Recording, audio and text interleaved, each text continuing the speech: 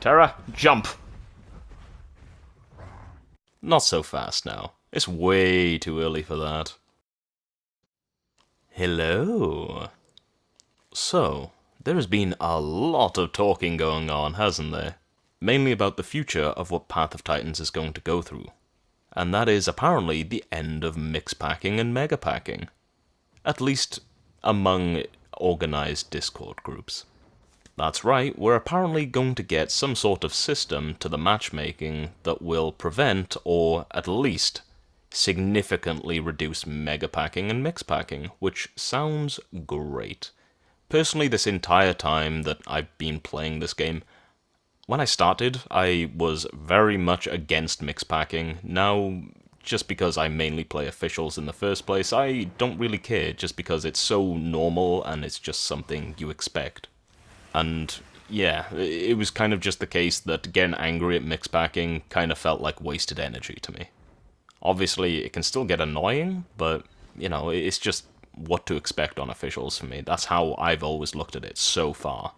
But with the changes that have been teased to us, like cracking the lid on a cooking stew, for us all to just smell and be told to wait until it's done cooking, apparently how it'll work is pretty much that we'll end up actually picking what we want to actually play as before we actually join a server, which does very much help for, you know, what they want here. In other words, if you want to make a group with your friends, in other words, you're going to have to actually make that group fit and make sense in terms of, you know, all adding up to 12 slots at max.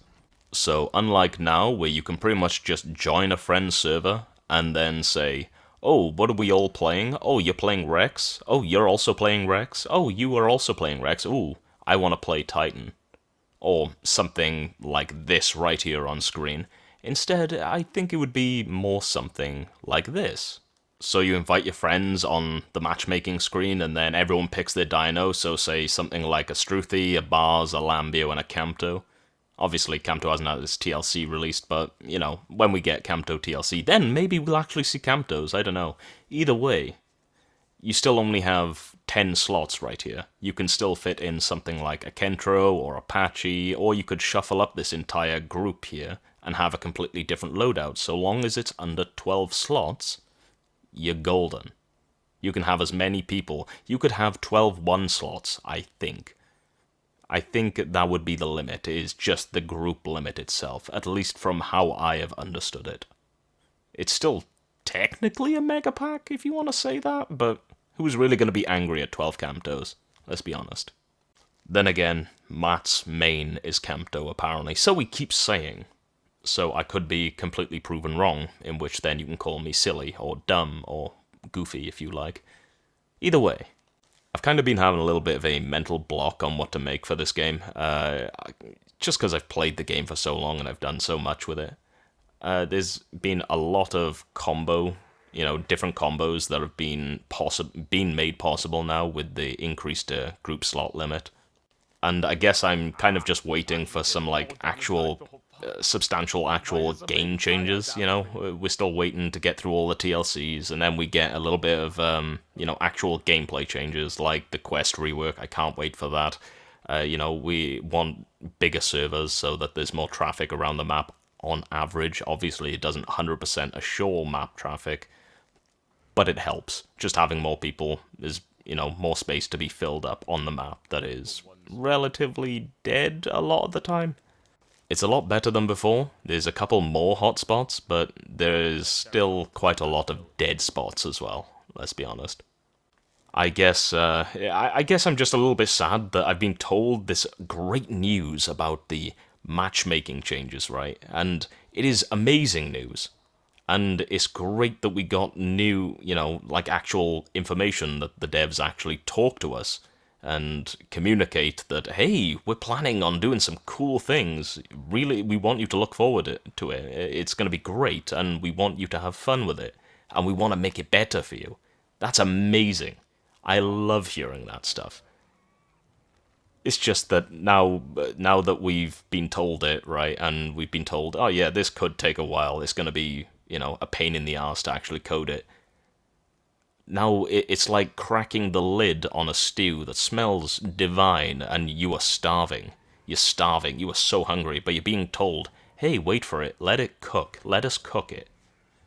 Oh, I love you, but god damn it, I don't want to wait, I want it now. I'm Veruca Salt from Charlie and the Chocolate Factory.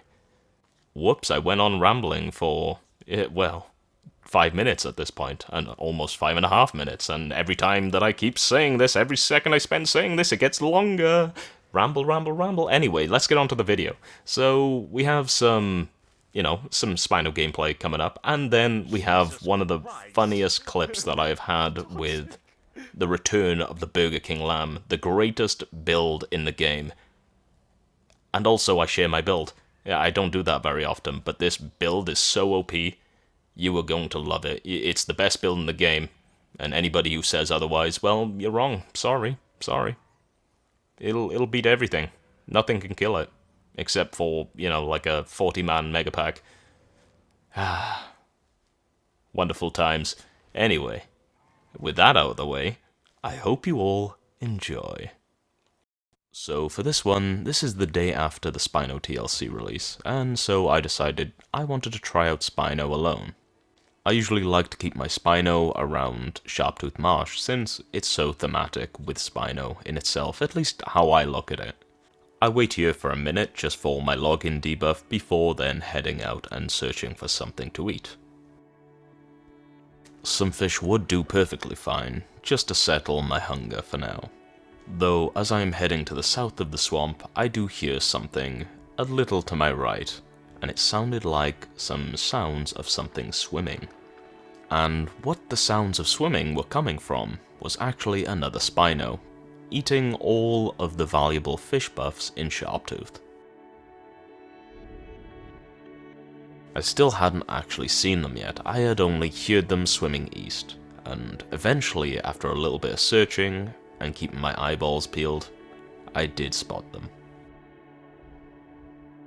This seemed like a much more interesting interaction to have over just fishing for my food, and so I followed them downriver until I could hear their footsteps.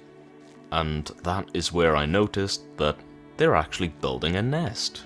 And let me just say, they were very, very preoccupied with the nest, also along with being distracted by a little baby Suko. Now my whole plan here is pretty much just an ambush. There's a reason why I have this coloration on my Spino. It blends in pretty well, at least with Birchwoods and with Sharptooth Marsh. And so I wait, slowly trying to make my way from bush to bush whenever that they are not looking. I do have to say, I did find it pretty funny that even the fact that I was kind of out in the open in some spots of this, they were just looking downwards the entire time towards any items that are on the ground, that they didn't even really notice that there's a Spino that's trying to sneak up on them. And so after waiting here for a while, just watching the Spino build their nest, along with this little baby Suko also trying to build a little bit of rapport with them. Though, this little baby Suko was almost, the thing that ruined my entire plan here, as they ended up actually spotting me and started making some friendly sounds. I try to wave them off until they eventually move on. A baby Suko is not going to fill up half of a Spino's hunger. And so I continue to wait. It did start to get a little bit dark, in which that should help me out a little bit for what I'm going for here. As each time that their back was turned, I'd try and just inch my way closer to where they were. At least until I'm in range for this ambush to start. Now, as for the Spino, I would say they made the same mistake as me when I first tried out Spino. I ended up going with a build that pretty much had every attack on a very, very long cooldown, although they did at least take sweep. Other than that, they had Snapjaw and also then Claw Slam, in which there's a lot of downtime in between your attacks, leaving me able to just keep hitting them over and over again. Even if they hit me with a Claw Slam, that's pretty much going to be the most amount of damage that I'm actually going to take in any given amount of time. And so that was actually a very successful little ambush. I didn't expect it to go as well as it actually did at the time. I was just waiting for that one moment where it would just be, oh, they've spotted me and now they've started to sprint away in a straight line. I do enjoy that type of playstyle more, where, you know, you actually have to play a little bit sneaky.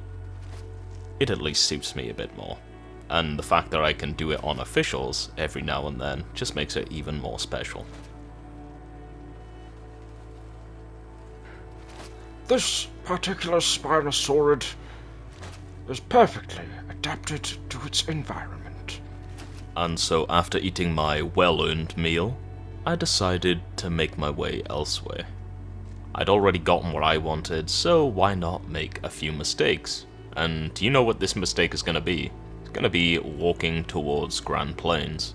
And since this clip is from the day after the Spino TLC release, you know exactly what to expect is coming up next. And if you were expecting pretty much a horde of Spinos, you would be correct.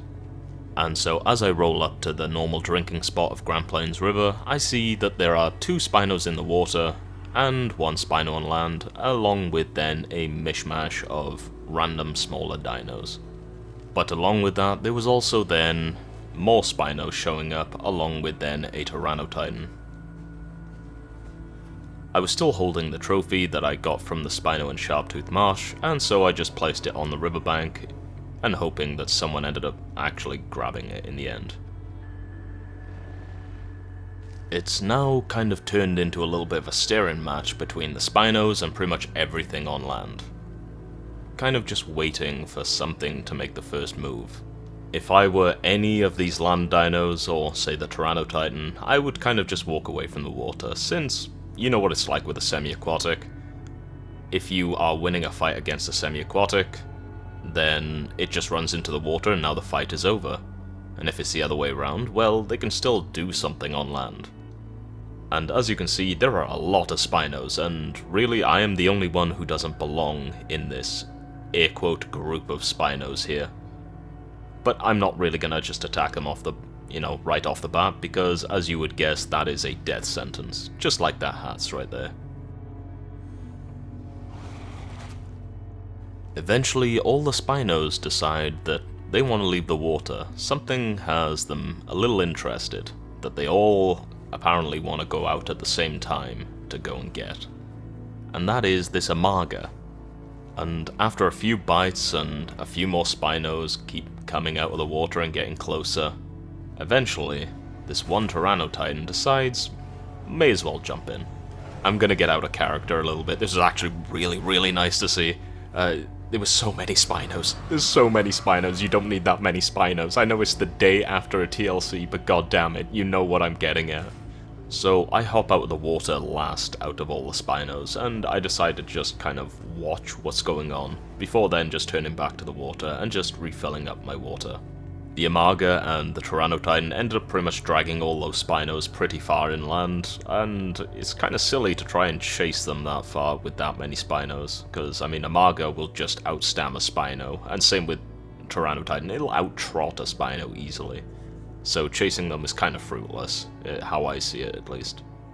I still have no idea if they actually ended up finishing off the Amaga, but if they did, well, I got something that I can eat possibly. Or maybe the Tyrannotitan, or maybe if any of those Spinos died, I got something I can eat. But then I end up spotting that 2 Spinos are actually walking back. And as they get a little bit closer, I start to notice, wait, that Spino's pretty damn hurt, aren't they? And so you know exactly what's going to happen here. I killed it outright and commenced on with a fight with the other Spino. But this is where the spoon signal was sounded, and so as I'm attacking this one, this is where any of the other Spinos on land just started making their way towards us. Now, if I wanted, I could just face tank this other Spino, but that's not really very smart when you also see that, hey, they do have friends that are coming, and I know that they have friends that are coming. And so I just continue to try and kind of use their friends against them as a wall. It's kind of like saying, hey, you can hit me if you want, but you'll have to hit through your friends if you want to hit me. At least I tried to do that as much as possible. Though I did get kind of lucky in the point that they didn't actually end up finishing off that Tyrannotitan. And that Tyrannotitan actually came back to help me. Thank you so much. Now, I was tempted to chase that Spino, but I thought it's kind of just a waste of stamina at that point. I think it would be smarter if I were to just go back to this body and just fill up my hunger.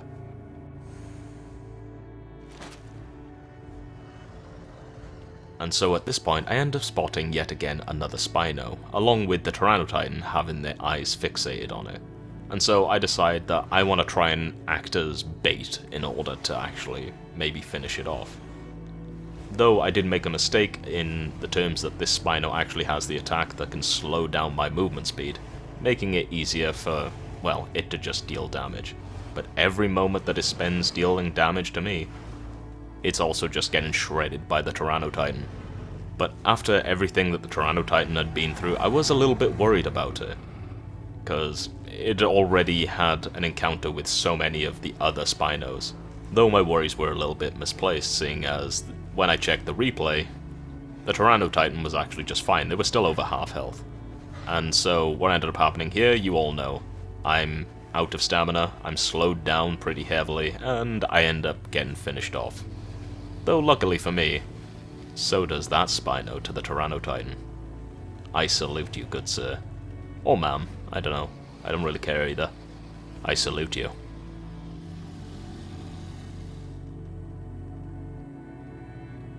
Have you ever had any of those moments where you've played this game long enough that you pretty much end up perfectly predicting the future of the next 5 minutes? Well, I have something to show you. So I've been messing around with Lambio again, and usually when you think of Lambio, you think of either using the healing calls or the combat calls, but I prefer the survival calls. And as you can see from my build, all it does is just swim really quickly and be very, very tanky. And the tankiness pretty much just comes from one call overall, which is Guiding Beacon. All group members within 75 meters receive significantly reduced damage for 2 minutes. However, affected group members will deal no damage for the duration of this buff. And let's just say that this kind of damage mitigation is like old Anno Hunker, you know, pretty much before its TLC. Now, that term reduces damage significantly. How that's worded means that it's any type of damage. Not just, I don't know, damage from other players, but even fall damage. Assassin! Gives you some ideas, right? And you may be thinking, wait, doesn't that mean it can't deal any damage? How is it gonna kill anything? Well, who cares? What if you end up teaming it with something that, you know, deals a very, very useful sort of status effect just from recoil? Like, I don't know, a Miragaya. So they end up, you know, hitting a Miragaya, in which then they end up getting paralysis stacked onto them. Attacking Miragaya applies paralysis, which increases ability cooldowns by up to 40%, and reduces their movement speed by 20%, or up to 20%. And then at full paralysis, attackers will be briefly paralyzed, or pretty much just stunned, right? Just on the spot. But that's not really what we want. We don't care about actually paralyzing people, but more just the build-up.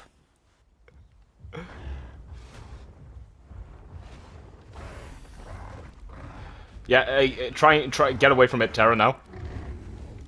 It can't get up. It literally can't, it can't stop flying.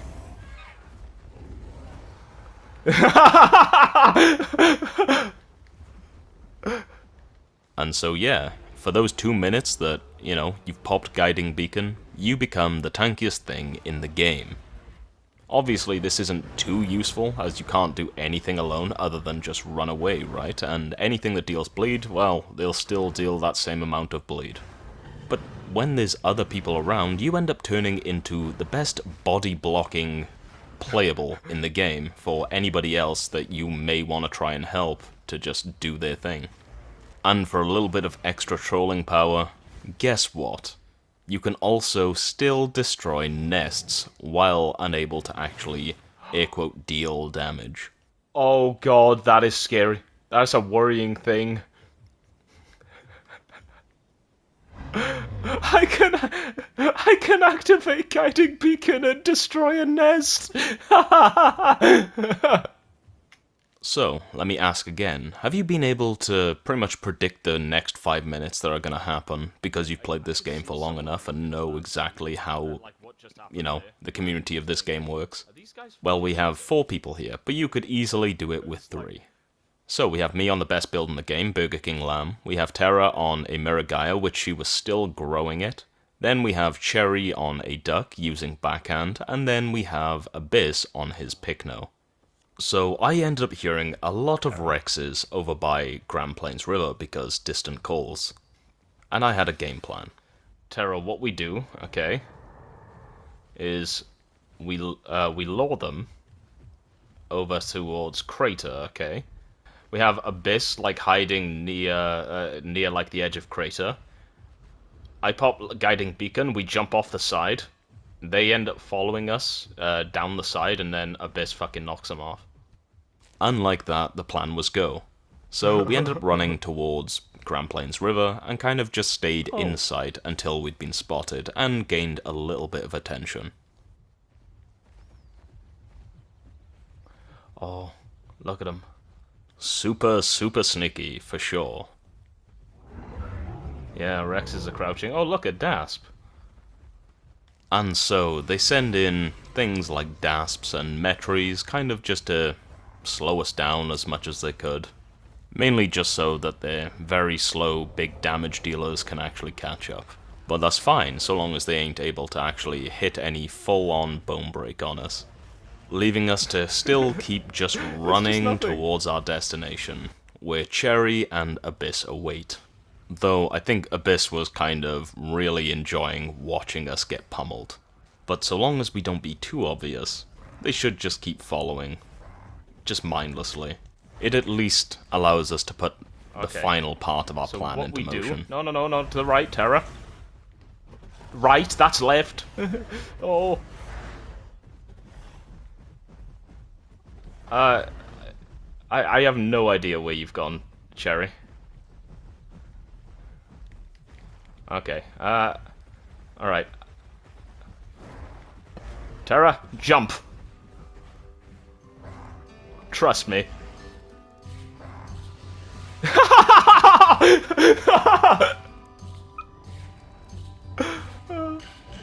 Oh, the greatest bait! The greatest bait!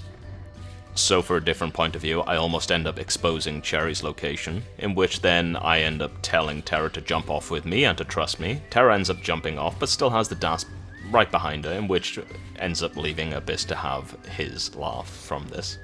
Also giving us this wonderful shot here.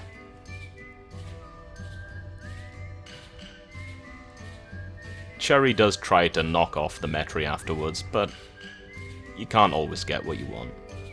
And so then, to finish off, Abyss and Cherry end up finishing off their Metry, leaving just the Rexes wondering, wait, what just happened? I love it when a plan comes together. The Burger King Lamb strikes again!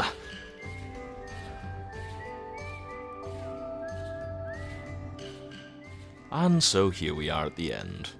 I don't really know what to say at the, for this right now. I do want to get another Phasmophobia video out, playing it with VR in the future sometime soon. I've been playing some Helldivers, some Warframe, I've been playing a little bit of just some other games to break this up, because if you play just one game the entire time, right, you will just lose your mind. And that kind of goes for any game out there. It doesn't have to be just, funny dinosaur game. It kind of goes for everything. As for PoT itself, I've been, we've been given this great news and we've been told to wait and let it cook.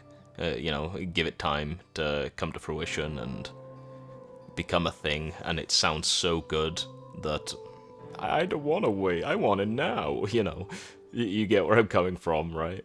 But yeah, I took quite a long time in making this replay, or getting a screenshot for a thumbnail today. It was kind of weird, just because maybe in the future they might actually upgrade in terms of like replay mode as well. I remember Jiggy talking about that for a little bit as well. So that's another thing to look forward to. Here's another question though. Do you think maybe the game modes will come out at the same time as the matchmaking changes? Now, that would be very interesting to see.